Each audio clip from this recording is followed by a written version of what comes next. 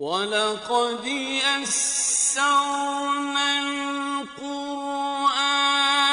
لِلذِّكْرِ فَهَلْ مِن مُّدَّكِرٍ۔ اور ہم نے قرآن کو سمجھنے کے لیے آسان کر دیا، تو کوئی ہے جو سوچے سمجھے۔ صوت القرآن، قرآن کی آواز۔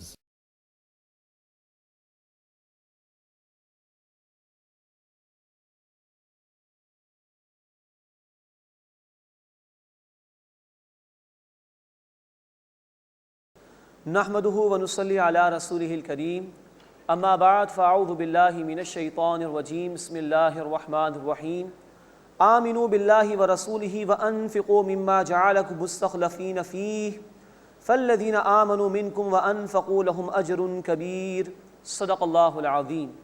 سورۃ الحدید آیت نمبر 7 سے ہم اپنا مطالعہ شروع کر رہے ہیں۔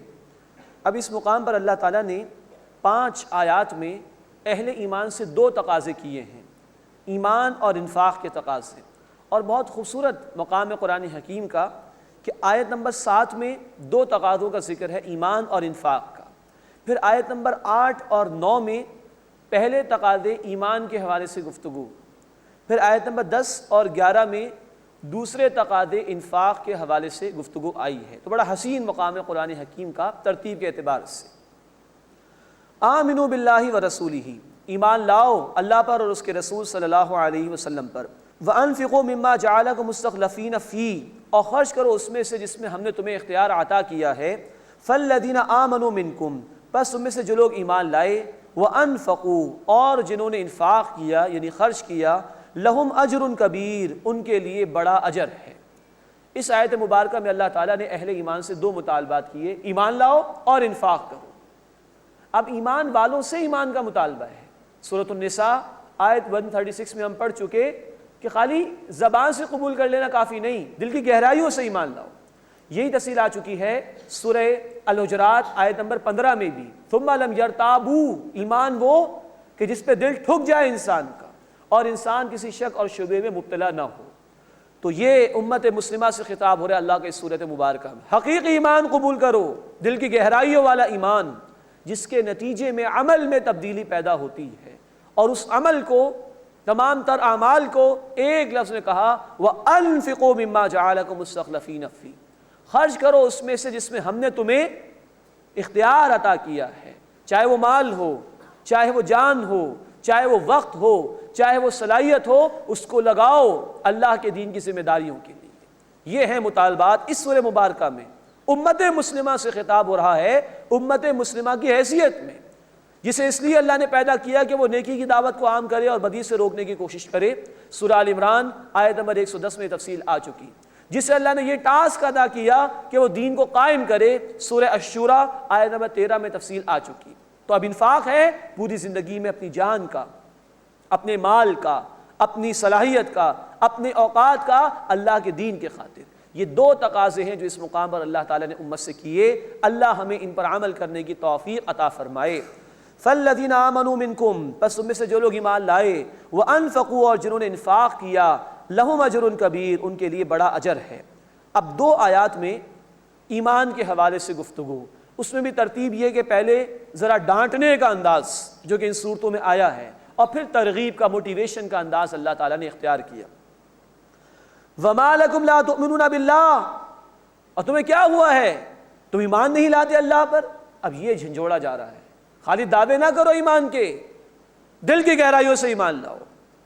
وَالرَّسُولُ يَدْعُوكُمْ لِتُؤْمِنُوا بِرَبِّكُمْ، جبکہ رسول تمہیں بلاتے ہیں کہ تم ایمان لاؤ اپنے رب پر۔ وَقَدْ أَخَذَ مِيثَاقَكُمْ إِن كُنتُم مُؤْمِنِينَ، اور یقیناً وہ اللہ تم سے عہد لے چکا ہے اگر تم ایمان لانے والے ہو۔ ایمان والوں سے کہا جا رہا ہے ایمان لاؤ، اقرار کافی نہیں، زبان سے قبول کر لینا کافی نہیں۔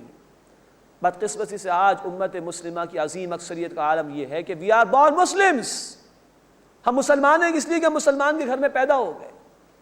قرآن کچھ اور ہی مطالبہ کر رہا ہے، دل کی گہرائیوں سے ایمان لاؤ۔ تم سے اللہ وعدہ لے چکا ہے، ایک وعدہ عہد الست سورۃ الاعراف آیت نمبر 172، عالم ارواح میں اللہ نے اپنے رب ہونے کا اقرار ہم سے کروا لیا تھا، اور ایک عہد یہ کہ جو بندہ مومن کلمہ پڑھ کر کرتا ہے لا الہ الا اللہ محمد رسول اللہ صلی اللہ علیہ وسلم، اب اس کلمے کے تقاضوں پر عمل کرو، دل کی گہرائیوں سے ایمان لاؤ۔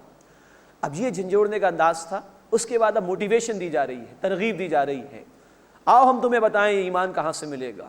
وہ حقیقی ایمان ملے گا قرآن سے۔ هو الذی ينزل علی عبدہ آیات بینات، وہ اللہ ہے جو اپنے بندے صلی اللہ علیہ وسلم پر واضح آیات نازل فرماتا ہے، لیخرجکم من الظلمات الی النور، تاکہ وہ تمہیں نکالے اندھیروں سے روشنی کی طرف، وَإِنَّ اللَّهَ بِكُمْ لَرَؤُوفٌ رَحِيمٌ، اور بے شک اللہ تم پر بڑا ہی شفقت فرمانے والا، مصرف رحم فرمانے والا ہے۔ اس نے رحمانیت کے طفیل میں قرآن دیا، الرحمن علم القرآن، رحمان نے قرآن سکھایا۔ آؤ اس قرآن کی طرف، اس سے وہ حقیقی ایمان ملے گا جس کا مطالبہ ہے اللہ کی طرف سے، جس حقیقی ایمان کی بنیاد پر آخرت میں نجات کے فیصلے ہوں گے، اس قرآن سے وہ ایمان ملتا ہے۔ سورہ انفال آیت نمبر 2، سورہ توبہ آیت نمبر 124، سورۃ الشورى آیت نمبر 52، ان سب کا حاصل یہ ہے کہ یہ ایمان، حقیقی ایمان قرآن سے ملتا ہے۔ اللہ ہمیں اس قرآن سے حقیقی ایمان عطا فرمائے۔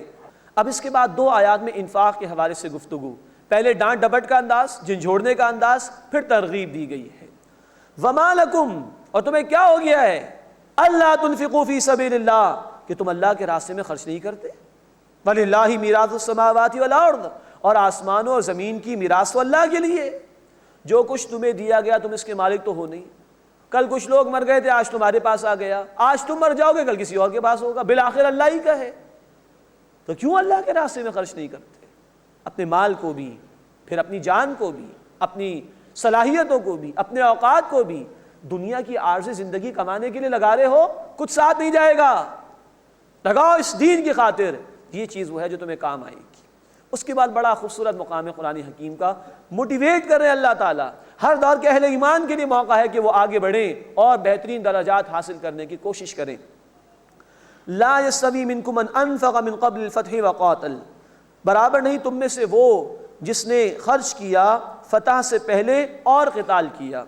اولئک اعظم درجۃ من الذین انفقوا من بعد وقاتلوا، یہ لوگ درجے میں بڑے ہیں ان سے جنہوں نے بعد میں خرچ کیا اور قتال کیا۔ وَكُلًّا وَعَدَ اللَّهُ الْحُسْنَى، اور ہر ایک سے اللہ نے اچھا وعدہ فرمایا۔ وَاللَّهُ بِمَا تَعْمَلُونَ خَبِيرٌ، اور جو کچھ تم کرتے ہو اللہ اس کو خوب جانتا ہے۔ اب یہاں اللہ تعالیٰ نے ترغیب دلائی ہے۔ فتح سے مراد مفسرین نے لی ہے فتح مکہ، اس سے پہلے جن لوگوں نے انفاق کیا، قتال کیا، ان کا درجہ بعد والوں سے زیادہ ہے۔ جنہوں نے بعد میں آ کے انفاق کیا، بعد میں آ کے خرچ کیا، ثواب سب کے لیے ہے، لیکن جنہوں نے پہلے خرچ کیا، پہلے قتال کیا، ان کا اجر و ثواب بعد والوں کے مقابلے میں زیادہ ہے۔ آج بھی اللہ کا دین مغلوب ہے، وہ دین جو بڑی شان سے نکلا تھا وطن سے، پردیس میں وہ آج غریب الغربا ہے۔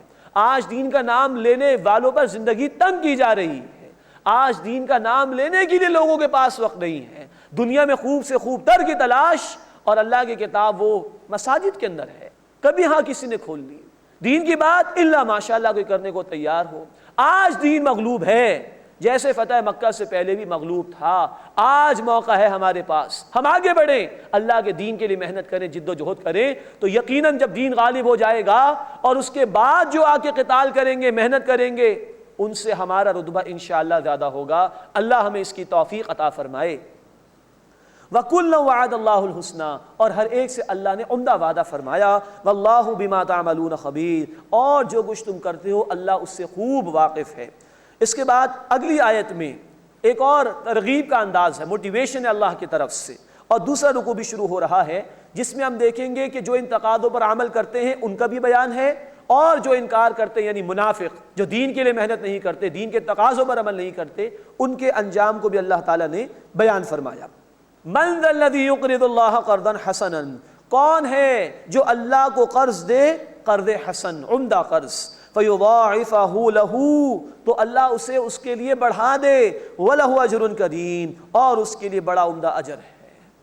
اللہ کہہ رہا ہے مجھے قرض حسن دو، وہ انفاق، وہ مال جو اس لیے خرچ کیا جائے کہ اللہ کے دین کو سربلند کرنا مقصود ہو، اللہ اسے اپنے ذمے قرض قرار دیتا ہے کہ میں اس کو ری پے کروں گا، بڑھا چڑھا کر واپس دوں گا۔ حسن سے مراد ہے کہ حلال مال میں سے ہونا چاہیے، اور خلوص کے ساتھ ہونا چاہیے۔ تو یہ مال اللہ فرماتے ہیں میں بڑھا چڑھا کر واپس کروں گا۔ آج امت کے لوگوں کو سوچنا چاہیے کہ وہ دنیا کی سودی اسکیموں میں تو پیسہ لگاتے ہیں، بس اوقات پورا بینک ڈوب جاتا ہے تو ریٹرن کس بات کا ملے گا؟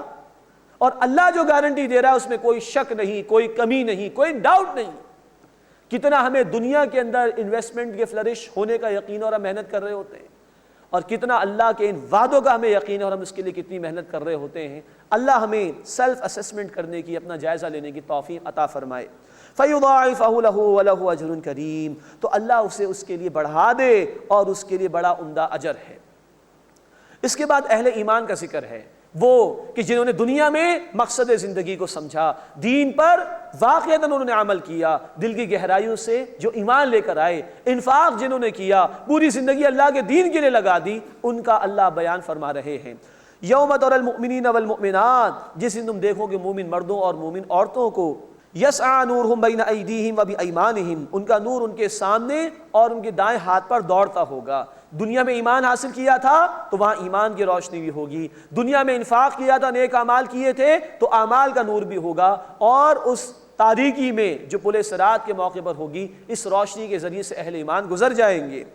بشراکم اليوم جنات، تمہارے لیے خوشخبری ہے آج باغات کی، تجری من تحتها الانہار خالدین فیہا، ان کے نیچے نہریں جاری ہیں جن میں وہ ہمیشہ رہیں گے۔ ذالک هو الفوز العظیم، یہ سب سے بڑی کامیابی ہے، اللہ کی نگاہوں میں یہ کامیاب ہیں۔ اللہ ہمیں ان میں شامل فرمائے اور دل کی گہرائیوں سے ایمان لانے اور اپنے دین کے تقاضوں پر عمل کرنے کی اللہ ہم سب کو توفیق عطا فرمائے۔ اب اس کے برعکس منافقین کا ذکر، جو ان ایمان کے تقاضوں پر عمل نہیں کرتے تھے۔ منافق کافر نہیں ہوتا، وہ دین کو قبول کرتا ہے، کلمہ بھی پڑھتا ہے، لیکن پھر جب دین کے تقاضے آتے ہیں جو کہ امت سے اب تقاضا اللہ کا، اس دین کی دعوت کو عام کرو، اس دین کو قائم کرنے کی جد و جہد کرو، یہ ذمہ داری ہے تمہاری، تب منافق کو اپنی دنیا زیادہ عزیز ہو جاتی ہے، اپنی جان و مال اس کو زیادہ عزیز ہو جاتا ہے، پھر وہ فرار اختیار کرنا شروع کرتا ہے۔ یہ تفصیل انشاءاللہ مزید آئے گی سورۃ المنافقون میں۔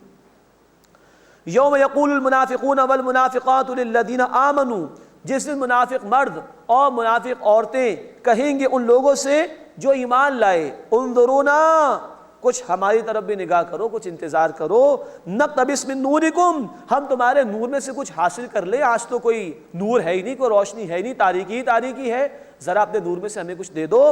قیل ارجعوا وراءکم فالتمسوا نورا، کہہ دیا جائے گا اپنے پیچھے لوٹ جاؤ، وہاں جا کے نور کو تلاش کرو۔